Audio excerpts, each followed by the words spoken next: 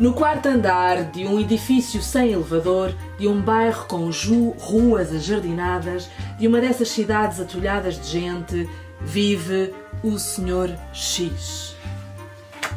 Todas as manhãs, enquanto toma o pequeno almoço, o Sr. X lê o jornal, sem saltar um ponto nem uma vírgula.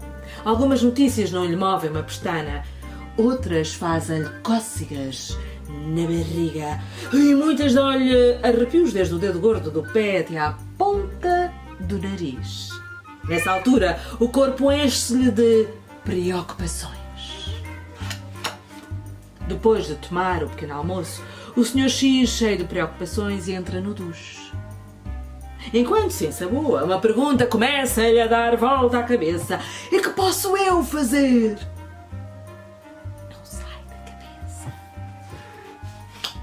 Quando sai do banho, cheio de preocupações e com a pergunta a dar-lhe voltas à cabeça, espreita pela janela para ver como está o tempo.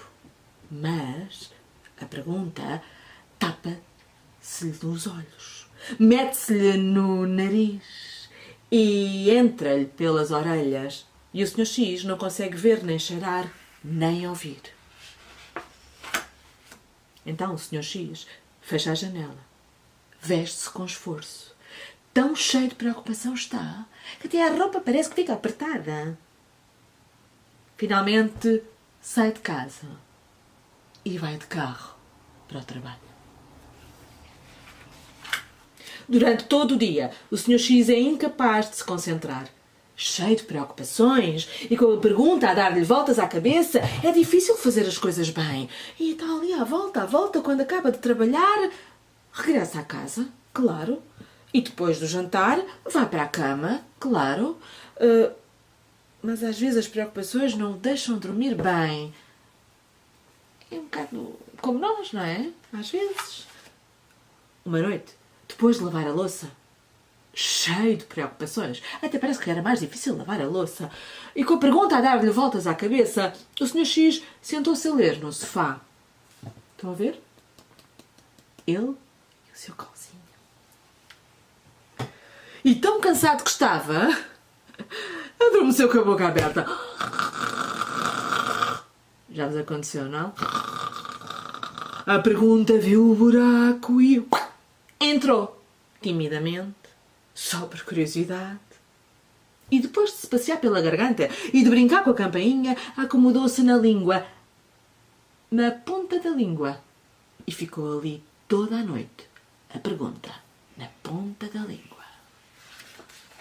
Na manhã seguinte, o Sr. X acordou um pouco tarde.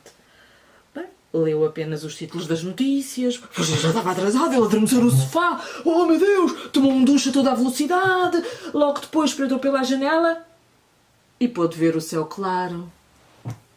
Pôde ouvir os pássaros. Pôde cheirar as flores da vizinha. Então abriu a boca. Até não é que da ponta da língua lhe sai a pergunta: que posso eu fazer? Assim, sem mais nem menos, a vizinha do terceiro andar veio à varanda e disse: pode-me comprar pão! É que dói-me uma perna e não sou capaz de andar de escadas! Subir e descer, não consigo! Será que me pode comprar pão? O Sr. X não conseguiu dizer que não. E antes de fechar a boca, a pergunta voltou a acomodar-se na ponta da língua. No dia seguinte, quando o Sr. X ia entrar no carro, a vizinha do primeiro andar saiu a gritar com o filho nos braços: "O meu filho tem muita febre! O meu filho tem muita febre! Ai, ai, ai!" Então o Sr. X abriu a boca e a pergunta saiu assim: "Que posso eu fazer?"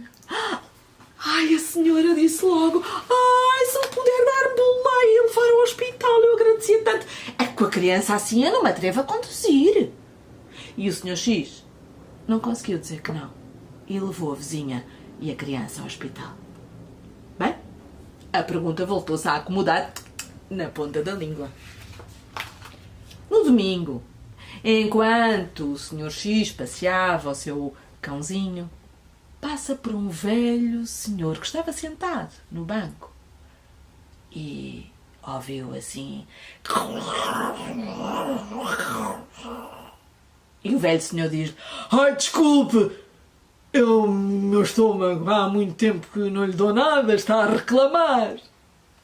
Bem, o senhor X, que já sabia o que tinha na ponta da língua, abriu a boca e saiu a pergunta: que posso eu fazer? Ah, o velho sorriu. Primeiro com os olhos, depois com a boca. Bem, pode-me convidar para comer? Respondeu o velhinho. E o senhor X achou que era boa ideia. O senhor X não disse que não. E foram para casa para preparar uma boa refeição. Desde então, todas as manhãs, enquanto toma o pequeno almoço, o senhor X lê o jornal. Faz sempre o habitual. E lê sem saltar um ponto nem uma vírgula. Algumas notícias não lhe movem uma pestana, outras fazem cócegas na barriga. Muitas dão-lhe arrepios, desde o dedo gordo do pé até à pontinha do nariz. E agora há uma diferença. O seu corpo já não se enche de preocupações, porque sabe que na ponta da língua tem a pergunta disposta a sair. E também sabe que sempre que a pergunta lhe sai da boca, alguém lhe responde. Vitória, Vitória, acabou-se a história. Portanto, já sabemos. Temos sempre uma pergunta a fazer e alguém que nos responde. Estamos juntos e se alguém precisar de alguma coisa, estamos aqui. Bendito e louvado está o conto contado. E boa estadia na zona histórica que é tão catita, tão bonita e com tanta força. Até breve.